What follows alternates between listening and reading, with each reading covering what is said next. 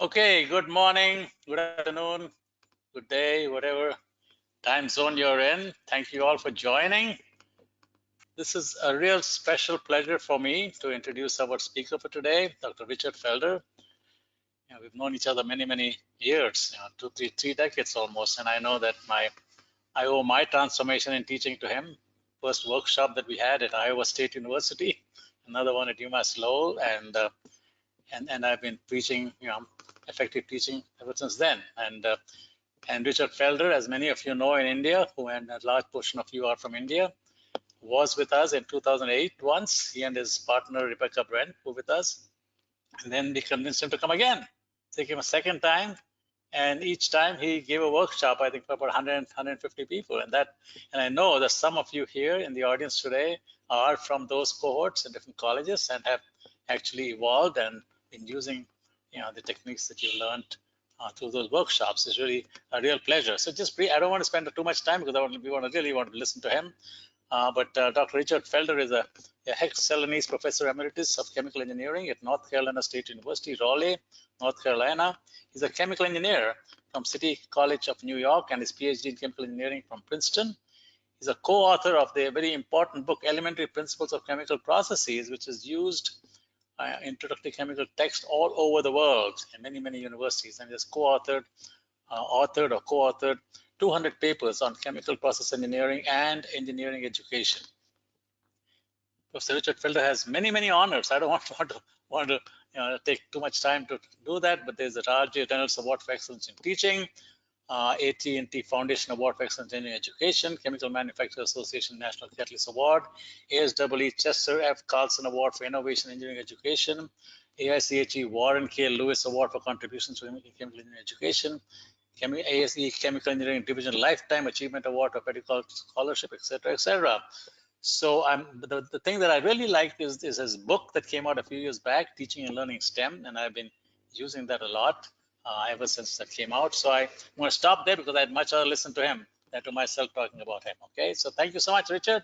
It's over to you, and I'm gonna turn off my video so that you can talk and people can focus on you.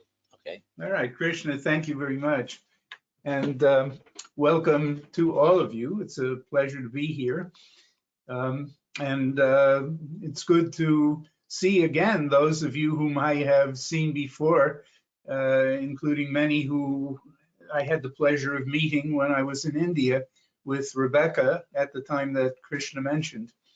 So I'm going to start showing my slides, if I can figure out how to do that. Full screen, yeah. All right. There you go. You can see it, yeah. Okay. Perfect. So we're going to talk today about how to help your students become self-directed learners.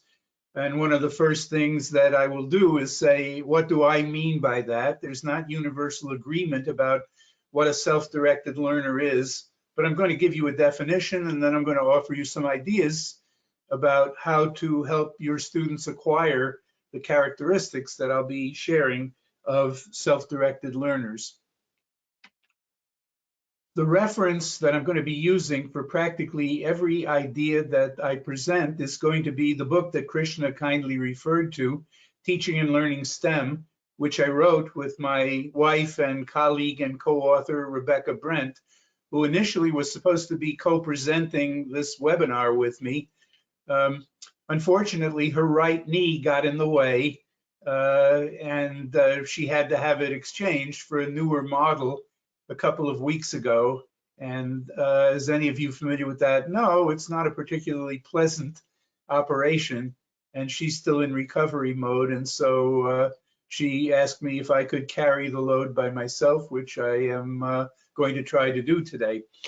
The two of us together wrote this book, Teaching and Learning STEM, in which we share our ideas about techniques of teaching that get students engaged in their learning and help them acquire the knowledge and the skills that we're trying to convey to them. And in everything I'm presenting now, more details about it can be found in that book. And in the handout that all of you should have received, and you can access by going to the dashboard in this workshop, you'll be able to refer to it. And several times I'm going to make reference to page so-and-so of the handout. It would be helpful for you if you can have a copy of it handy so that you can glance at what I'm talking about. And whenever in the handout you see the initials TLS, this is what it's referring to. It's this book. Okay, let's begin with what is self-directed learning, or at least what do I mean by self-directed learning? And to give a simplified definition, it refers to what happens when individuals, students perhaps, organize and manage their own learning needs and activities, as opposed to simply sitting in a classroom and trying to store in their memories whatever the instructor is saying and hold on to them long enough to do well on the exam. If they take care of a lot of that stuff for themselves, it means they're self-directed learners. And we all, I think, want our students to be self-directed learners, if for no other reason than when they graduate and they go out into the world to work, we're not going to be there anymore. There are not going to be any more professors, textbooks, classes, homework assignments, and so forth. All they're going to have out there in the world are problems to deal with, that they have the responsibility for trying to solve. And all they'll have by way of resources to solve those problems, since we're not there, are themselves and each other. And so if we can help them become self-directed learners while they're with us, we're preparing them for what's going to be waiting for them once they leave us. Okay, so that's what self-directed learners are. What do self-directed learners do? And I'll give you some examples of what we would like to try to help our students learn to do for themselves, and not just because we tell them to do something. They have to define problems for themselves. They're generally presented out there in the world of work, whether it's an industry or at a university. They're given vague and fuzzy problems, and sometimes the hardest part of the problem is figuring out exactly what is the problem that I've been given the responsibility to solve. So that's one thing self-directed learners learn to do. Another one is to think outside the box. The kind of problems our students get in the real world are not these nice, neat, given this and this, calculate that problems that we tend to fill our curricula with. They're problems that don't have ready-made easy solutions, because if they had ready-made easy solutions, somebody else would have solved them already. And so they have to take problems that don't come neatly packaged and come up with ideas with different ways of approaching things than people have thought of and that people taught them to do when they were in school. They have to learn to make decisions based on logic and evidence, and not just by looking at a textbook or studying course notes and doing whatever the notes in the textbook tell them to do. Oops, sorry. And self-directed learners have to think about what they're doing. They can't just substitute into formulas. Those problems have already been solved. They have to try different ways of doing things, and they have to think about what they're doing. What am I going to do next? Why am I going to do that? What I'm doing, how well is that working? And is there something I need to change? That's something that successful engineers do because they have to, and that's something that we need to teach our students as they become self-directed learners to do. And then, what do successful professional engineers, scientists, and entrepreneurs do? If they are successful, they have had to learn a certain number of things. And it's the same things. The skills that I defined as some things that self-directed learners do are what these successful professionals do.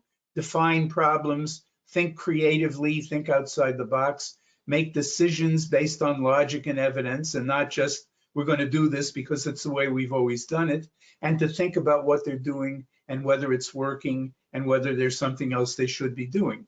And so the skills that we're talking about in this presentation are the same skills that are going to make them successful as professionals. Okay, now I'm going to give you the first of a number of things that I'm going to ask you to do as part of this webinar. I'm going to propose that you come up with ideas for something, and I want you to take those ideas as you think of them and put them in the chat. And before I go through in detail, you can read it there, but I'll repeat it and add a little bit to it. I've given close to 1,000 workshops, many of them online as now. And in both the face-to-face workshops and in the online workshops, an important part of what I do is what I'm doing now. I don't just talk to you for an hour and ask you if you have any questions, and then when you don't, continue talking.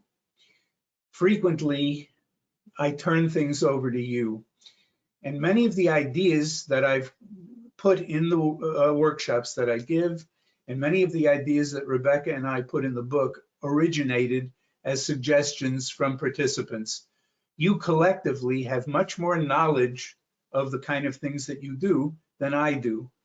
And what I'm asking you to do here is share some of those ideas. And here is what I want you to do now. Find the chat in the dashboard and come up with ideas for things we could do as teachers that we could help our students to develop those skills that characterize self-directed learners.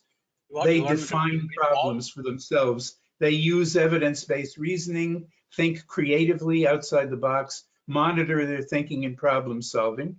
If in the chat you have an idea for something that teachers that could do and that maybe you already do to move our students in this direction. I can read them out. Do you want to read them out? Yes, I will start reading them out if you want, or you can look at the questions on the question. Okay, good. I'll read them out. One question says, pose open-ended questions. Good. Next one is self-directed learners are called likewise when they travel with the lecturer facilitator. Okay, brainstorming. Another one says group activities, problem-based learning, encourage learners to ask questions, whether they are trivial or not, improve students' critical thinking abilities. All my classes have a major applied project for which answers are not at the back of the book. Okay, so all right. This is then, these are excellent suggestions. Okay, it challenges the student gray cells, encourage brainstorming, given open-ended problems, project-based learning, assign problem brainstorming, define problem first, blended learning. So there are lots of the concepts. Okay, we can stop there. One question I have is, I cannot see the what's being put in the chat. Okay, you have to click on questions. I'm not sure what I have to do to see that. Okay, let me, in the panel itself, there is this polls, handouts, attendees. One of them is questions, and you have to click on that. Okay, I see. You click on that and you pull it out and expand it. All right, let's see. I'm looking for ways to expand it. Yeah, just pull it out. I mean, use the corner of the top right-hand corner and pull it out. It'll come out. It'll pop out. All right.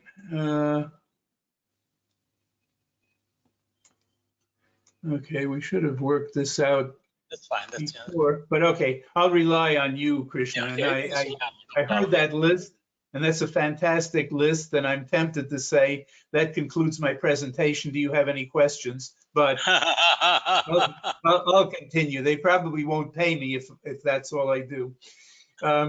Okay, so that was a brilliant set of questions and of suggestions, and you will see many of them in the course of my presentation that's coming up.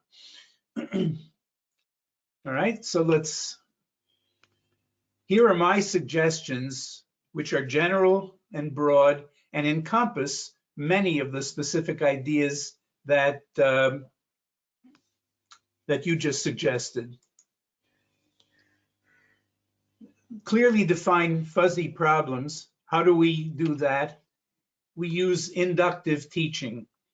And I won't tell you what that is right now. I will when we come to it. How do we teach students to think outside the box?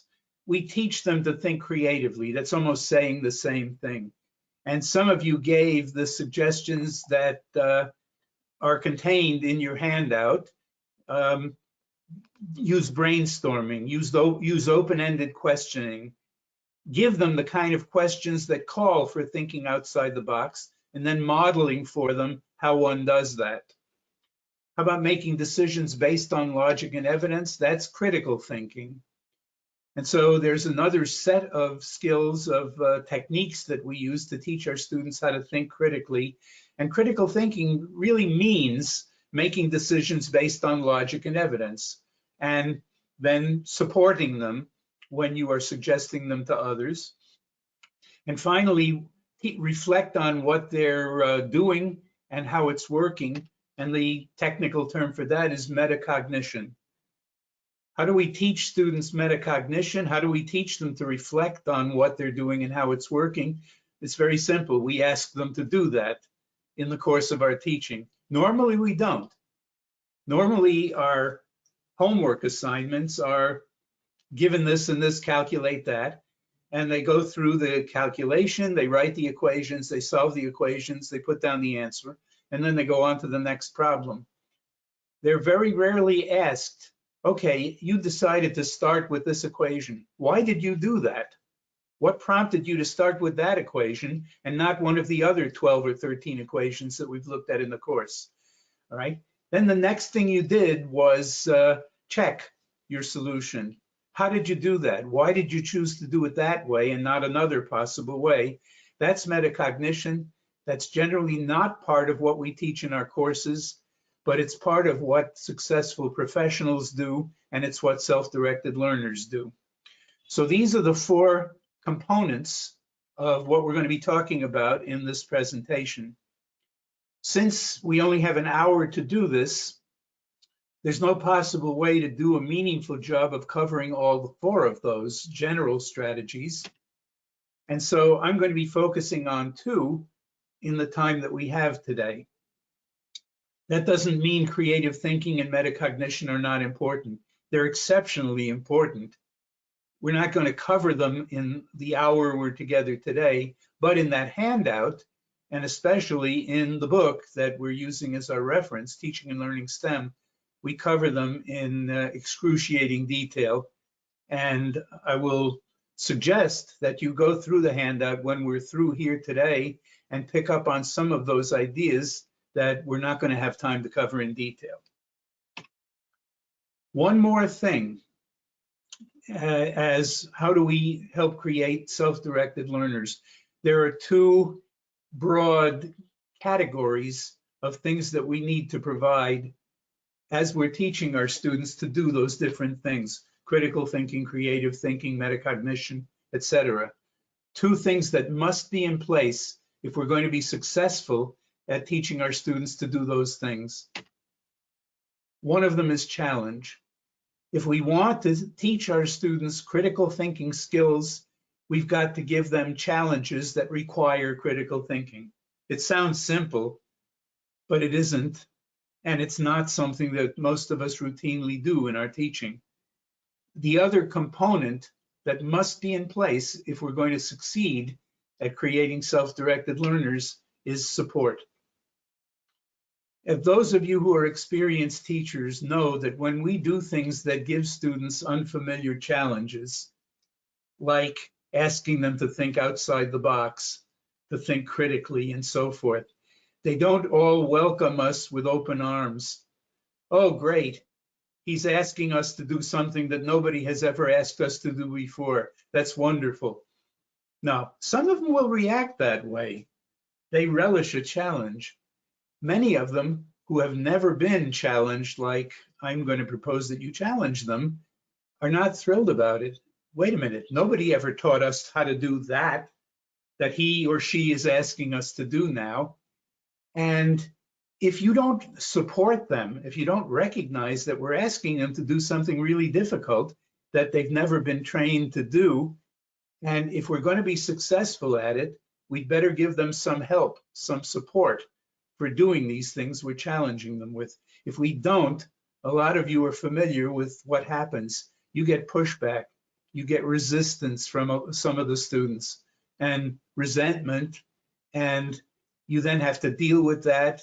And if you don't know how to deal with that, it's not a happy experience. So we need challenge, we need support. What constitutes support? I'm going to get to that at the end of this presentation. First, I'm going to talk about how do we get students to do some of those things that I talked about before. And the last thing I want to tell you before I launch into the first of those defining problems is when you have a question, immediately put it in the chat. And I'm going to ask Krishna to monitor the chat because I still haven't quite figured out how to see the things you write there. I'm here. I'm sorry? I'm here. Okay. So Krishna, when a question arises, don't read it out immediately, but every once in a while, interrupt me and say, we have several questions, read the questions, and then I'll attempt to respond to them. Okay. But that'll only work if you out there ask questions and put them in the chat. Okay. How do we develop self-directed learners? The first challenge to us is to use inductive teaching. What is inductive teaching? By way of outlining it, there are two general ways to teach. And they look like this. This is the first way. We start out a topic in the course with the fundamentals, with the scientific principles, Newton's law, conservation laws, periodic table, etc. And with analytical methods, with what are the equations for Newton's law, how do we set up problems that require Newton's law or whatever it may be, and what are the methods we have to solve those problems. That's where we start our presentation on this particular topic. Then we start deriving the equations that we're going to use and solve to solve the problems that we're going to be posing. Then we give examples of problems and how we set up the equations and how we solve them. And then we give the students homework and labs and maybe projects in which they have to do the things that we've just spent all this time teaching them how to do. That's one approach. That, I venture to say, is the approach that all of us were taught by all through engineering school. And then here's another dramatically different approach that some of us may have been taught by in some of our courses. Most of us probably weren't. I never was, but I went to undergraduate school somewhere in the late Jurassic period, and I'm not sure anyone had ever heard of inductive teaching at that point. But here's how it goes. Instead of starting out with the basic principles and the laws, you start out with challenges that you pose to the students. You ask them questions, you give them problems, you make observations in nature or in laboratories that they have to explain. You give them data that you took in experiments, and you ask them to interpret the data. And you do this before you've taught them how to do those things you're asking them. And already they're worrying if they're not used to this approach to teaching. Wait a minute, he's asking me a question before he's taught me how to answer that question. Is that fair? Is he allowed to do that? But that's the first step. Then you throw it to the students. And frequently, this is done with groups of students rather than individuals. You tell them the challenge that I've just posed to you. Define it. Exactly what am I asking you to do? And if it's a simple question, then that's easy. If it's a complex problem, that's not so easy. But the students have to come up with a clear definition of the problem that you posed to them, And they have to define, if I'm going to solve that problem, if I'm going to answer that question, what do I need to know? What do I need to find out? What do I need him or her to tell me? And so they do that, and they come up with a list of things that they need to find out about. Then it goes back to you, and you teach them some of the things that they said they need to know in order to attack that challenge. The principles involved, the methods of solving problems like that. Then it goes back to them, and they use what they've learned, what you've taught them, and they go to work on the solution. But they don't get the solution if it's a complex problem. They make progress toward getting the solution, but then they run into more problems that they have to solve, and they have to come up with another list. Now, okay, if I'm going to make progress on this problem, what do I need to know now? What kind of help do I need to ask from my instructor? And it goes around again, and it keeps iterating until finally they reach the end of it and they come up with their solution. Two dramatically different ways of teaching. And one of them is called the deductive method. That's the traditional method of teaching. The other one is the inductive method. You may or may not have heard the term inductive teaching, but you've probably heard of types of inductive teaching. If you've ever heard of inquiry-based learning, problem-based learning, project-based learning, just-in-time teaching, discovery learning, ... Those are all types of inductive learning.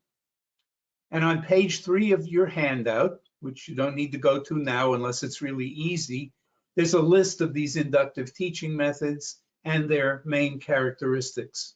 You want to take a couple of questions? What we're saying you need to do in order to start teaching students to define problems for themselves and to attack challenges before they've been fully taught how to do it.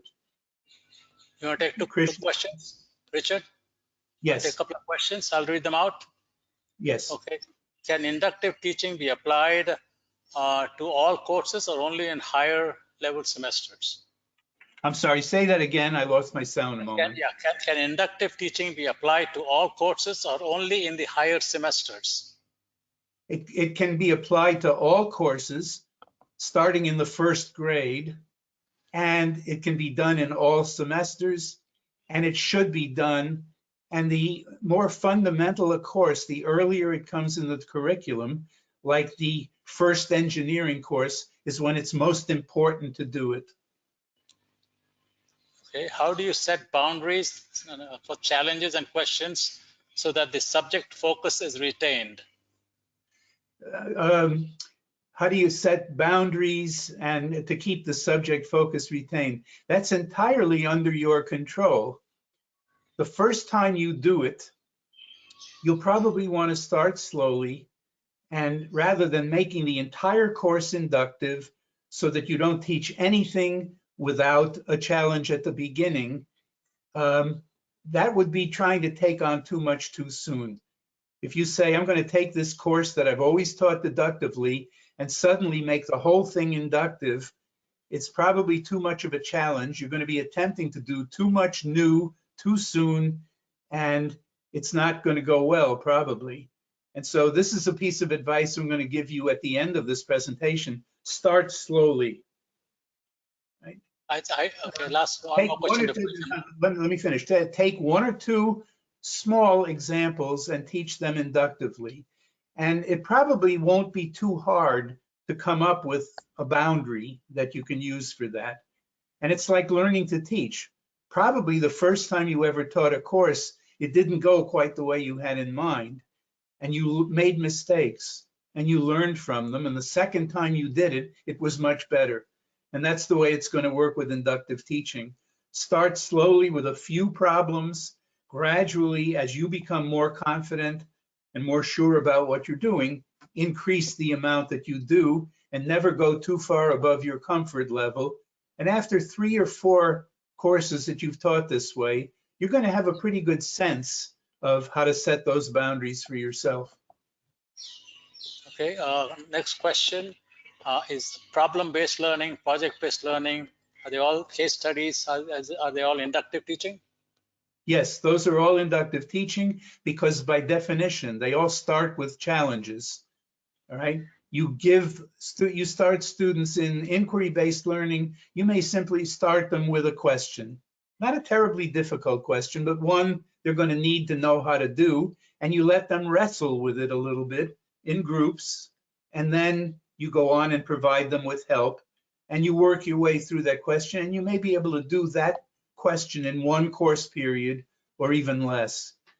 Problem-based learning is higher level of challenge. Now you start with a poorly defined problem that's going to be somewhat complex, and you use that as the basis of maybe 3 or 4 class sessions.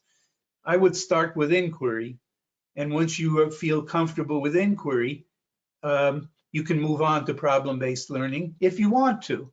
You don't have to. You can stay with inquiry for 2 years before you start moving on. Can you, yeah, another question. Can you give a simple example of inductive teaching? Yes. All right. Here's a, all right, I'm teaching my introductory chemical engineering course. And it's a course, those of you who are in chemical engineering know that's the course on material and energy balances on chemical processes. And it's a problem-solving course. Pretty much the entire course is problems. I'll take a problem right out of the textbook, and I'll a relatively simple one on the first day of class, and I'll challenge the students with it before I've taught them how to analyze the problem. And I'll let them struggle with it for a couple of minutes, figuring out what do I need to know, what definitions do I need, what else do I need to solve this problem. And after, I'll give them 2 minutes to do that, maybe. And then once they've come up with questions for me, well, what do you mean by this? Or what does that term mean, and so forth, then I'll teach them that for a while and then throw it back at them to get started on the problem, etc. I'll just go through that bottom procedure on inductive teaching. And by the end of that period, we will have worked through the solution of that problem. And I really mean we will have worked through it. One other thing I meant to show you here, the yellow boxes on this are things that I'm doing as the instructor. The green ones are things that the students are doing, working in groups. You'll notice in the traditional deductive method, the students are not involved particularly until the very end. In the inductive method, it's interspersed.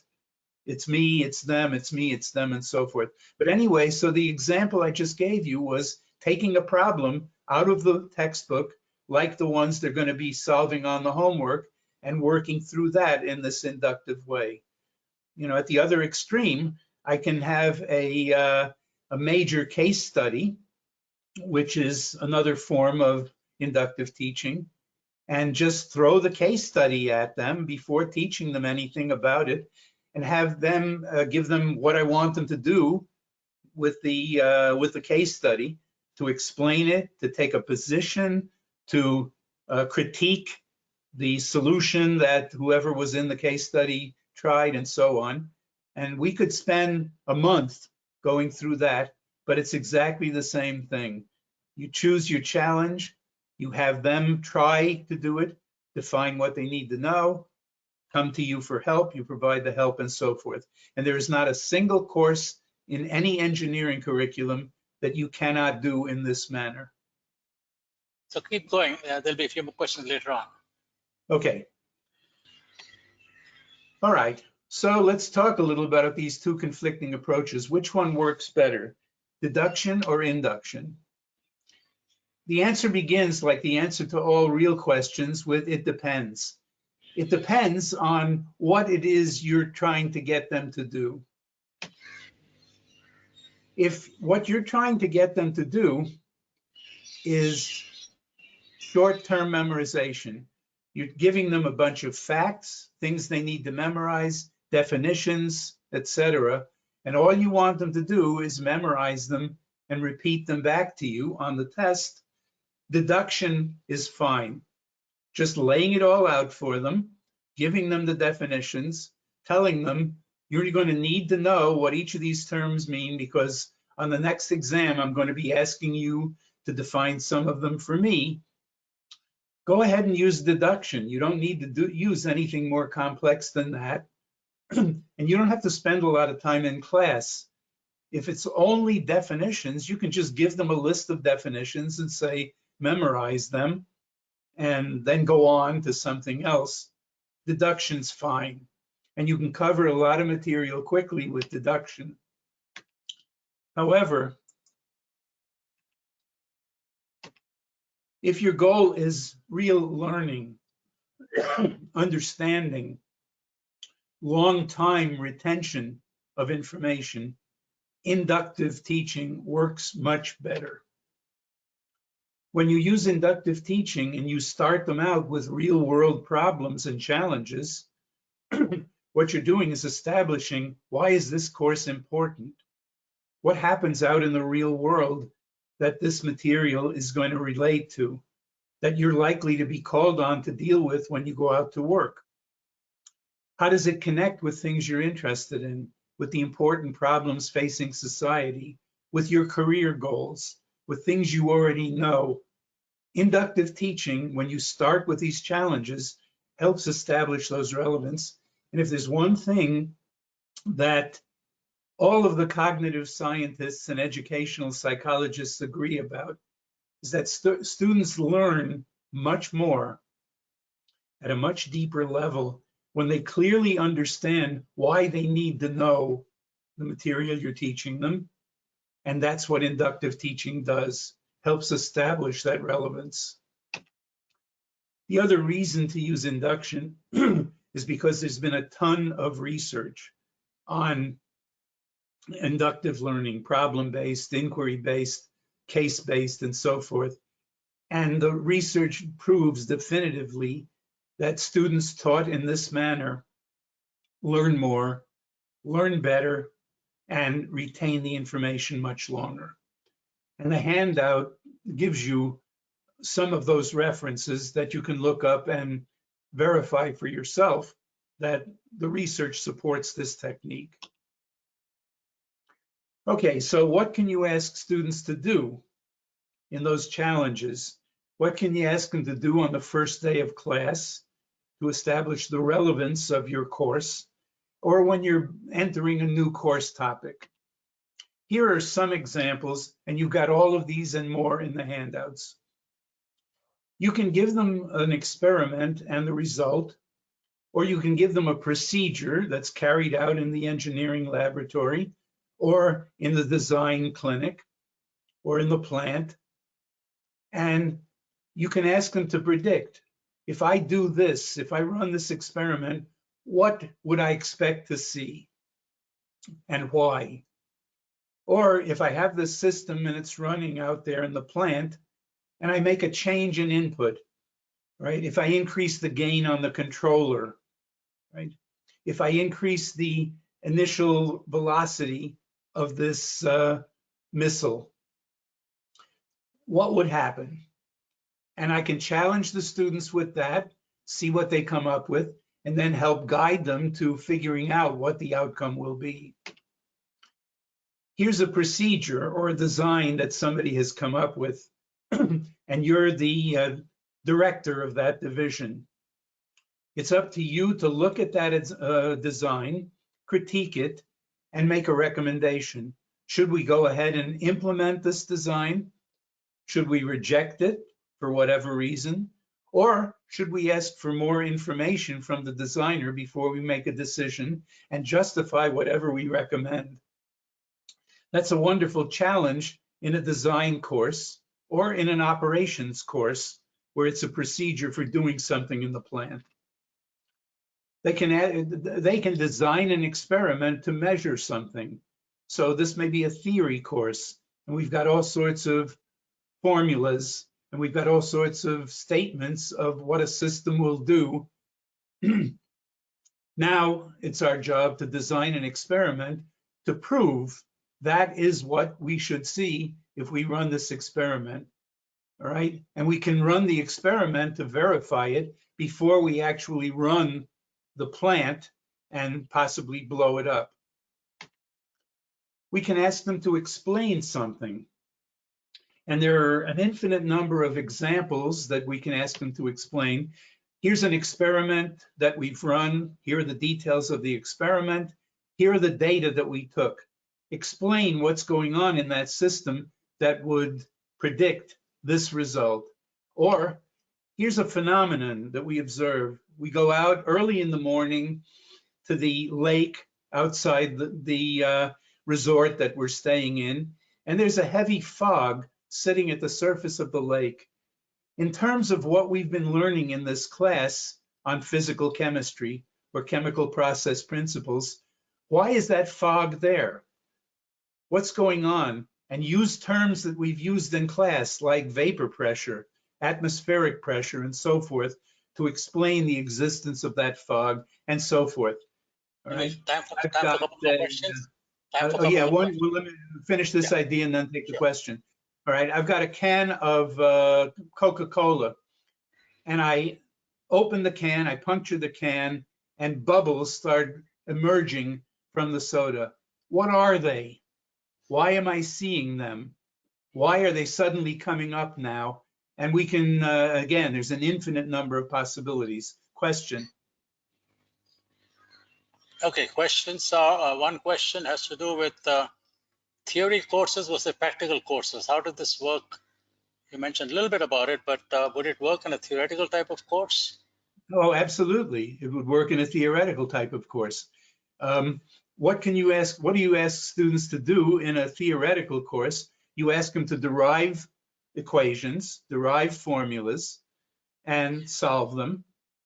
And we can ask students to derive an equation. We don't ask them to derive a really complex equation if this is a sophomore course, since their first course in this theory, but we give a simple equation that we're going to use that they have enough mathematical information to be able to derive. But before we teach them the derivation, we ask them to try to derive it. And then we slowly work them through the process. We give them a theoretical formula or a theory that somebody has come up with, and we say, I want you students working in groups to come up with at least 4 possible practical applications of this theory. What kind of practical real world problems could this theory help us solve? All right, you've got 2 minutes, go, and you give the students to do that. Or you ask them to derive an equation, and the first thing you do is put them in groups and say, how would you start this derivation? Or how would you start this procedural calculation? And you ask them to do it. You give them a short time to do it.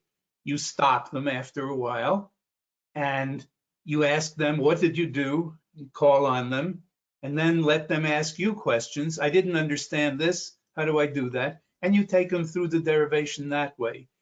And in practical problems, you just take the problems that you're going to be asking them to solve and do it in an inquiry basis. Instead of starting out by giving them the solution in class, you ask them to get the solution started. There is nothing we do in engineering that you cannot teach in this manner. At least nobody has ever come up with anything that I couldn't give an example of how to do it. We have all been taught using the deductive approach. How can we learn how to teach inductively? Okay, I have this really good book that talks about how to do that, called Teaching and Learning STEM, a practical guide, and the emphasis is on practical. And there are other references in your handout. I give some references, and there's a paper that my colleague Mike Prince and I wrote in 2006 and published in the Journal of Engineering Education, specifically on inductive teaching and learning. And we go through a fair amount of details about how you do this, and we give you references to more detailed descriptions of how to do the different forms of inductive teaching and learning. How do you deal with clearly, in my hour today, I don't have time to do it, but I'm just pointing you to where you can find out. An important question in Indian classes, the number of students is very high. How do you do this? How does it work? Okay, you do this using active learning, all right? You obviously can't do this entirely in lectures because a major part of it is getting the students to do a lot of the work. And what you have to do, the technique involved is active learning. I believe that Rebecca and I have given an IFES webinar previously on active learning. There is a ton of material on active learning available to you. Chapter 6 of Teaching and Learning STEM is entirely about active learning.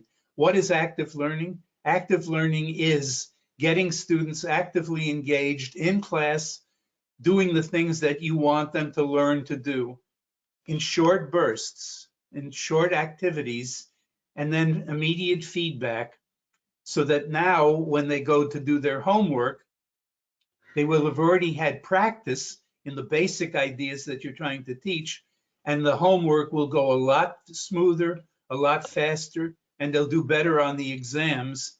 And a big part of learning to do active learning is persuading students of that, citing the research. And again, if you look at chapter 6, you will see all sorts of citations of the research that proves that active learning works better than traditional lecturing. Okay, I'll let you go forward. Keep going. I'll come back again. Okay. All right. So here are more things you can ask students to do as those challenges. You can ask them to troubleshoot. Here's a bridge that collapsed. What are the possible reasons that it collapsed? And how could we figure out which ones were operable when that thing fell down?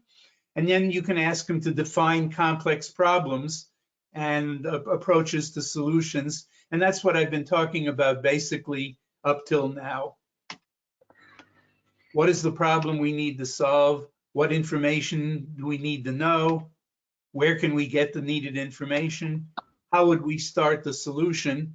And this is the basic approach. And this is how I start my courses, by giving them a problem like this that they're going to have to use material throughout the entire course to answer all those questions. But it gets them started, and I use a real world problem to get their interest up. Okay, I think I'm not going to do that because I want to make sure we have time for the last one. Go ahead. All right. Let me just give you my question in that poll was, how do you think your students will respond if you start throwing these challenges at the students before you've taught them how to do it? And there's 3 possible responses. 1, they would really be happy about it. And you will have students in your class who react like that. They love a challenge. It's a game to them. It's this problem, them against this problem, and how can I do? It's like a puzzle. Other students would be confused. How can he ask us to do this when he hasn't taught us how to do it? And some of them will get angry. They'll get irritated that I'm demanding too much of them. My advice here is to anticipate, before you use an inductive method, anticipate that some of your students are going to be in B and C and provide adequate support to them. And at the end of this presentation, I will tell you some more about how to do that. Okay, we've had questions. I want to make sure that we can get on to the second one that I'm going to do in the time that we have left. And that's to teach them critical thinking. And this will be much faster than the first one that I did. All right, what is critical thinking? It means judging the quality or value or validity of something, a product, a process, or a procedure, or the superiority of one alternative way of doing something over others, like the superiority of inductive teaching to straight lecturing, and justifying the judgment using evidence and logic. What kind of challenges can I pose to students that will call on them to use critical thinking? Here are several different designs for this chemical reactor. Which one of them is best and why? Here is a plan here's a laboratory safety plan somebody came up with for our lab. Here are several possible plans. Which one of them should we choose and why? Programs, derivations, interpretations of data. Here are alternatives. Which one is best and why? Prove to me that this one is the best one. Here's a case study or an ethical dilemma, a situation that arose in a plant that called for an ethical decision, like blowing the whistle on somebody for violating some principle or some law. And this is what somebody did, or recommend something that the person who knows about this problem is aware of. Recommend what they do. Should they blow the whistle? Should they keep quiet? Should they quietly go to the supervisor? Should they send something to the newspaper? And justify your recommendation. Here's a lab report that a student last year submitted to this lab course we're teaching. Here's a design project report that somebody handed in. Using the criteria that I, in this design course, have told you I'm going to be using to grade your designs, you assign a grade to this sample report and justify it. This is a powerful way of teaching students to write good reports, is give them a set of rules that you're going to use to grade theirs, and then have them apply those rules to a sample report. And the first sample report you give them should be terrible. Give them the worst report you can dream up. Either you can take a student's report from last year and submit it anonymously, or make one up that's terrible. They will see the mistakes that they would make in their reports the first time and become aware of what not to do when they get to write their reports. And their first reports will be much, much better. Here's an article or an editorial that has to do in the newspaper that has to do with what this course is about. Critique it. Is it accurate? Should we believe this? Is it persuasive? Has the author made assumptions that he or she stated or that are unstated, but they're there? And how would you consider this a good article, a good report, or not? And either way, justify your evaluation. All of these things involve critical thinking. And I'm going to give you this one to do briefly in chat. Can you think of something in your class you teach that involves critical thinking of any of those types that you might consider asking your students to do? Put some ideas in the chat, and Krishna, read them when you see them. Okay, let's get some response to this particular specific question. Okay. Some activity for critical thinking that you can do in your own class. Respond in the chat. And knowing what I know of this audience, some of you have already done some. Listening to a podcast and reflect on its impact on life. Give them a case study. Do some peer reviews of articles. Simulate a circuit and make it think, pair, share. What are the real life applications of the topic learned? All right. Okay. Beautiful. Now, you didn't disappoint me. Those are outstanding suggestions. Will the chat be available after the workshop to the participants? I think so, Sridhar. I think you'll have to, it will be. It will be. It's available in the. Okay, definitely. good. Yeah. Pay attention to these ideas. I've given you a number of suggestions for critical thinking. You're getting others, beautiful ones, in this chat. Look at them carefully. Take them seriously. Some of them will suggest things you could easily do in your class, and consider adding them to your bag of tricks in the class. Lots and lots of suggestions coming in. They have 150 people, so they're all active. All right, great. Okay, we're getting close to the end. Were there other questions up there? Yeah, the questions, a couple of questions. One has to do with the time that it will take to do this deductive teaching versus inductive teaching, right? It looks like it takes more time. It looks like it will take more time. It does not need to take more time. It's taking me more time to explain how to do it than it will take you to do one of these inductive activities. Now, if it's a really complex one, You know, it could extend over several periods like a case study, but just asking a simple question and having the students try to solve it before you go in there and tell them how to do it can be done in just a couple of minutes. That's all. And that's probably where you would want to start with the inductive teaching. The same question arises with active learning, which is not what this webinar is about, but everyone worries, if I start doing all these activities and taking up all this time, I'll never have time to cover my syllabus. That's the first question we get when we talk about active learning. And the answer is, it can take as much or as little time as you want. And I don't have time to go through the details of that. But if you look at that book again, if you look at chapter 6 of Teaching and Learning STEM, we go into elaborate answers of how you can do active learning without taking any more time than you're taking in your lecture-based class, and they're going to learn a lot more. So once again, I'll punt to that book. One more question and you can move on. The next question is about learning styles. In India, what happens is a lot of students who are a little bit behind. The faculty unfortunately call them slow learners, but they're actually different learning styles. How does this help dealing with different types of learning styles?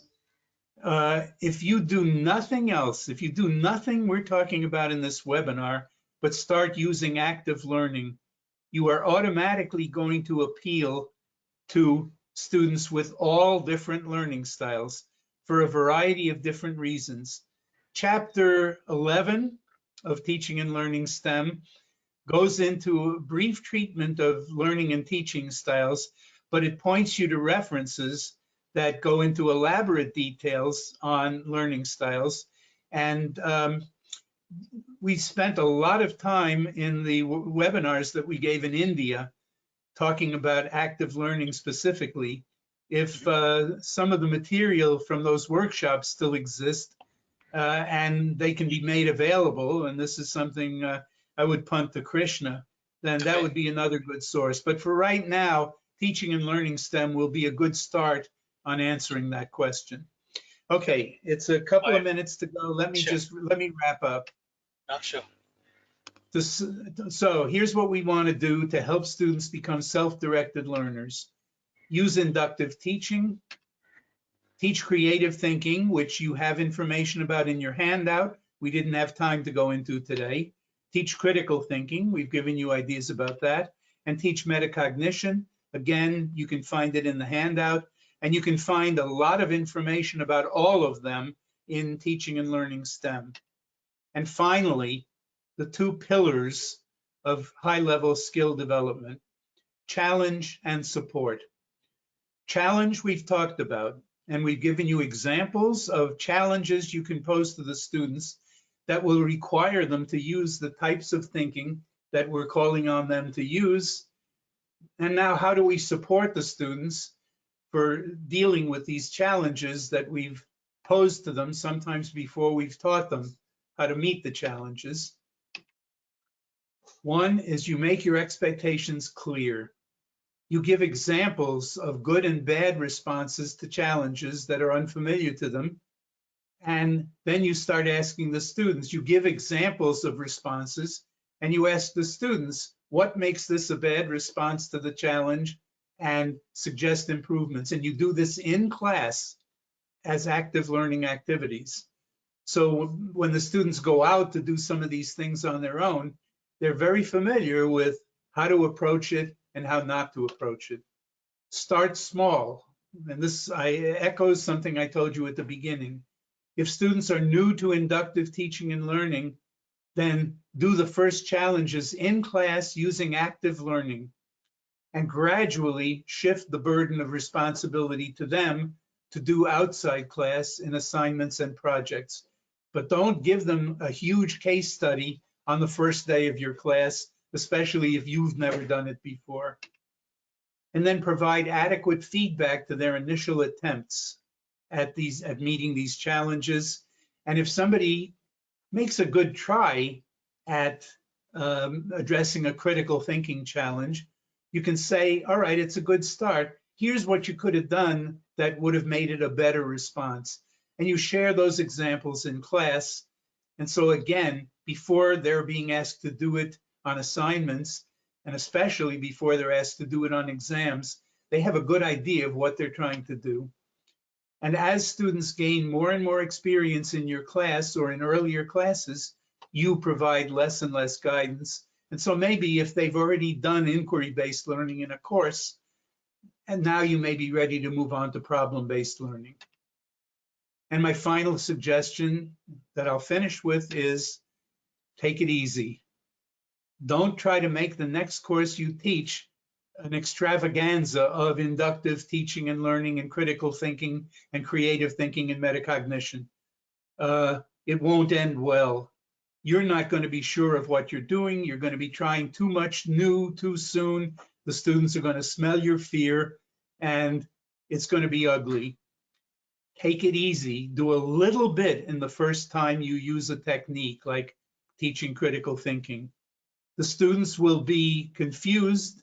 There may be some pushback if you do too much. If you take it easy at first, it'll be mild, and you can gradually build them up. And on that suggestion, it's now a couple of minutes after the hour. My time has run out. Thank you so much. Thank you so much. Okay, so I'll just end by wishing all of you good luck in your teaching. I introduced all of you to this webinar to my folks in India and saying that Richard Felder is my guru. My guru is going to give this webinar, and you can see, all of you can see the attendance, 150 people can see why I consider Richard Felder my guru. Okay, so thank you, Richard, and I'll give this to Hans Hoyer to close the session. Thank you, Krishna, for facilitating this awesome webinar with our dear friend, colleague, and an inspiring academic leader for many years. It's beautiful that this is our last, Richard, our last webinar this year, and you've given a quality webinar that we will certainly, it's recording the materials, share with our global community, and working close partnership with Krishna Vedula and his team and my team. So I really want to thank you profoundly, and hopefully, because you've planted a lot of seeds, given your busy schedule, hopefully next year you can continue some of those discussions, some of those points, obviously, that you touched upon, that you can continue the conversation with our global community. Before that, I just would like to just plant the seed to our community, global community, for our forthcoming conference, global conference next year in Cape Town. We just completed a very successful virtual, online, in-person Madrid conference last month, which was successful but complex. We hope to have more colleagues, friends in person in Cape Town late next November in 2022. But we know, given the global reality that we are facing, we have to be realistic, but I'm very optimistic. The other thing, and particularly given the presence of so many of our friends and colleagues in India, but also throughout the world here, we're just completed the publications of our 2 book series, Rising to the Top, written by women leaders globally, and this under the extraordinary leadership of Professor Sushma in India, the version for India, in which we engaged Indian engineering leaders, not only academic, corporate, government, and what have you, is coming out. And also our Africa version has come out online and so forth. Just want to let you know, we are working and thinking already 2 more editions next year without going to details. My final comment is that I want to plant the idea of a hackathon for the students globally. We have signed an agreement, a close partnership with the World Federation, WFEO, and their next year's celebration on March 4th of the Global Engineering Dean's Day. But before that, in preparation, there will be a student hackathon. We'd like very much for the students globally to engage in that. I can work with Professor Krishna in terms of sending information and others on that. And then on March the 4th next year in 2022, a 24-hour event per se virtually, we'd like to engage the global community on that. With that said, I wish all of you peace, good health, and let's stay in touch. And thank you, Richard. It was a brilliant, exceptional presentation. Thank you kindly. Thank you. Thank you. Everybody happy, be safe, be healthy. Thanks, Richard. And say hello to Rebecca. Hope she gets well. Yes, absolutely. Our best, Hubert. Thank you. All the best.